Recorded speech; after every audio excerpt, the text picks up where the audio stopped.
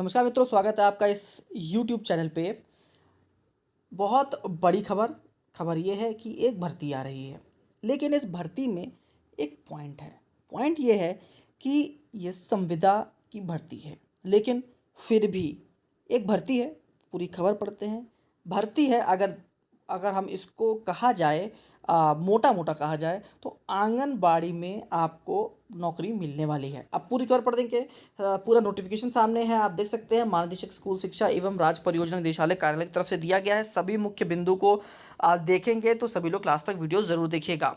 तो समग्र शिक्षा एवं पीएमसी के अंतर्गत प्री प्राइमरी के आवर्तक मद में मानव संसाधन ईसीसीई एजुकेटर हेतु प्रोजेक्ट अप्रूवल बोर्ड शिक्षा मंत्रालय भारत सरकार द्वारा वर्ष 24-25 में स्वीकृत धनराशि से 10,684 मानव संसाधन ईसीसीई एजुकेटर को लोकेटेड आंगनबाड़ी केंद्रों में उपलब्ध कराए जाने के संबंध में।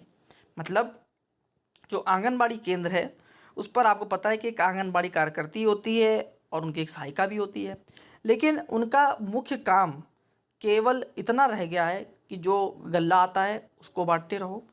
उसके बाद उनके पास कोई एजुकेशन क्वालिफिकेशन के लिए भी कोई बात नहीं होती है। बच्चों की जो पढ़ाई है प्री प्राइमरी की, मतलब जो प्राइवेट स्कूल के बच्चे जिसको कह देते हैं कि हम नर्सरी में पढ़ने जाते हैं, तो सरकार कहती है कि भाई जो को लोकेटेड आंगनबाड़ी हैं, मतलब प्राइमरी से अटैच्ड हैं, उन पे भी एक शिक्षक ऐसा हो जो बच्चे को कक्षा 1 में आने से पहले कुछ ज्ञान दे, जो नर्सरी क्लास में बच्चों को दी जाती। बहुत अच्छी सोच सरकार की है और बहुत अच्छी चीज़ लेकर आ रही है। तो पूरे मुद्दे को पढ़ लेते हैं फटाफट। तो जहाँ से पढ़ने वाली बात है वहाँ से मेन पढ़ेंगे।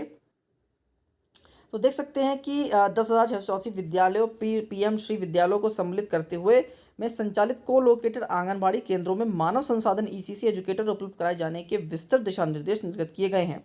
उक्त के क्रम में प्रदेश के समस्त 75 जनपदों के 10,684 विद्यालयों के परिसर में अवस्थित आंगनबाड़ी केंद्र, मतलब जनपदवार सूची संलग्न भी है, हेतु प्रति केंद्र एक ईसीसी एजुकेटर संविदा पर आउटसोर्सिंग के माध्यम से मानदेय 10,313 रुपये प्रति माह के आधार पर 1 वर्ष हेतु रखा जाना है। उक्त पर चयन हेतु निम्नलिखित अर्हताएं निर्धारित हैं। अब इस पे 2 पॉइंट फटाफट समझ लेते हैं। सबसे पहली बात तो ये समझते हैं कि कुल पद 10,684 हैं। एक ही व्यक्ति को रखना जाएगा एक आंगनबाड़ी केंद्र में, मतलब एक ही व्यक्ति की चयन होगा।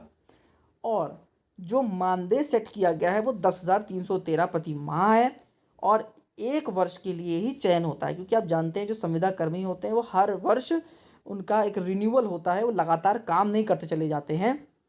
अब उसमें और क्या चाहिए दिया है, तो पदनाम ईसीसी एजुकेटर का होगा। पदों की संख्या 10,684 होगी। नियुक्ति स्थान 75 जनपद हैं जो कि को लोकेटेड आंगनबाड़ी ही है, ये भी ध्यान रखना है। नियुक्त का प्रकार है संविदा कर्मी। संविदा की अवधि 11 माह होगी, मतलब 12 महीने का नहीं मिलेगा, क्योंकि 12 महीने दे देंगे तो परमानेंट एम्प्लॉय बन जाता है। जो गर्मी की छुट्टियां होती हैं उसका पैसा नहीं मिलता है। मानदेय जो है वो आप देख सकते हैं 10,313 प्रतिमाह पीएफ और ईसीआई सहित है, ये आपको ध्यान रखना है। उसके बाद अगर हम शैक्षिक योग्यता की बात कर ले तो ये बहुत बड़ा पॉइंट है, ये सभी लोग समझ लीजिएगा। तो सबसे पहले तो आपके पास एक ग्रेजुएशन की एक डिग्री होनी चाहिए, लेकिन जिसमें स्नातक में, मतलब ग्रेजुएशन में गृह विज्ञान मुख्य विषय होना चाहिए।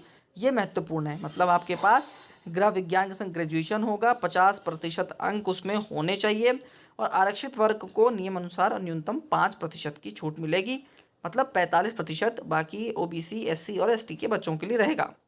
और अथवा नर्सरी अध्यापक शिक्षा, मतलब एनटीटी हो, सीटी हो नर्सरी का, डीपीएसआई का क्रम, और जो मतलब और क्वालिफिकेशन अलग अलग जो प्रदेशों में चलती है वो सब मान्य होंगी। कम से कम 2 वर्ष की अवधि वाला ही होना चाहिए।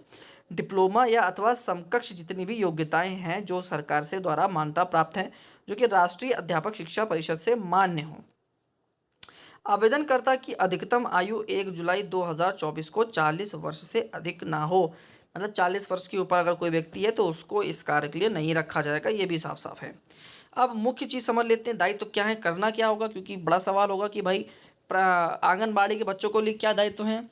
तो आयु वर्ग 3 से 6 वर्ष के बच्चों को औपचारिक शिक्षा हेतु तैयार करना है, मतलब जो कक्षा 1 में जाएगा तो औपचारिक शिक्षा होती है, उसके पहले का कारा गिनती सिखाना और कई चीज़ों से उसको जोड़ना। आयु वर्ग 3 से 6 वर्ष के बच्चों को भौतिक, मानसिक, सामाजिक, संवेगात्मक एवं अकादमिक विकास हेतु वातावरण सृजन एवं आंगनबाड़ी कार्यकर्त्री को उक्त की संप्राप्ति में सहयोग करना है।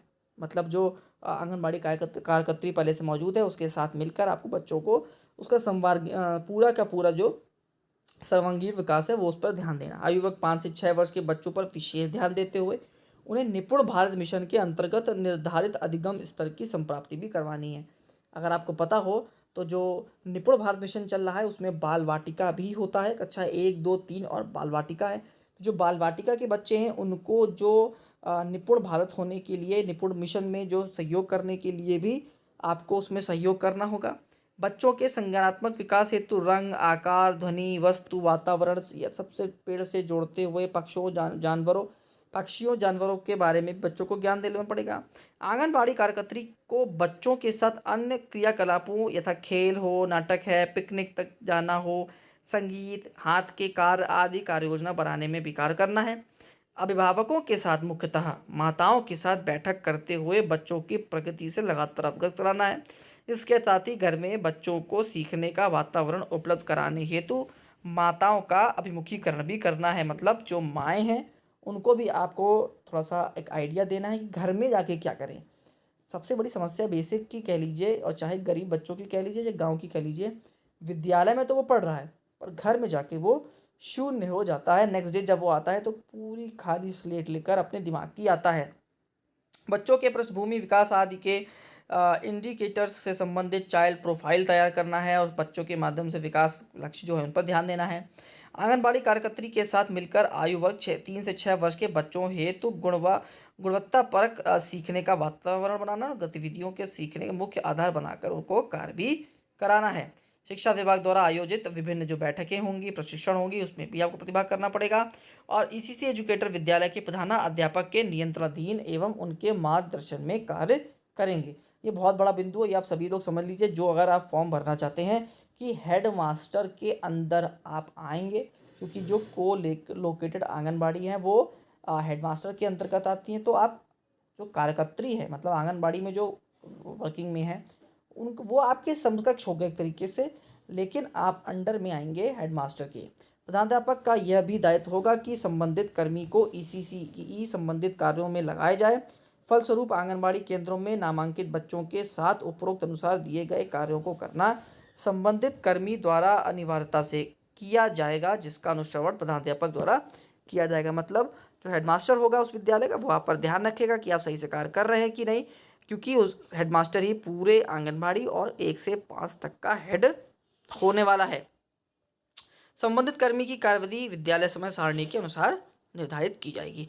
और बहुत सारे निर्देश हैं जो कि पढ़ने योग्य हैं, लेकिन इतनी बड़ी वीडियो बनाने कोई मतलब नहीं। यदि अगर वीडियो लोगों तक पहुंचेगी, ज़्यादा लोग तक पहुंचेगी, लोग कहेंगे कि सर पूरी वीडियो और बनाइए। काफ़ी पॉइंट्स ऐसे हैं जिनको समझना होता है, केवल पढ़ लेने से काम नहीं बनता। जैसे को लोकेटेड आंगनबाड़ी क्या होते हैं, कार्यकर्त्री के क्या कार्यक्रम होते हैं, उनके संग आप कैसे एक दूसरे को मैनेज करेंगे, ये बहुत बड़ा सवाल है, क्योंकि आप लोग बिल्कुल जानते ही नहीं हैं कि आंगनबाड़ी में एक्चुअल में होता क्या है।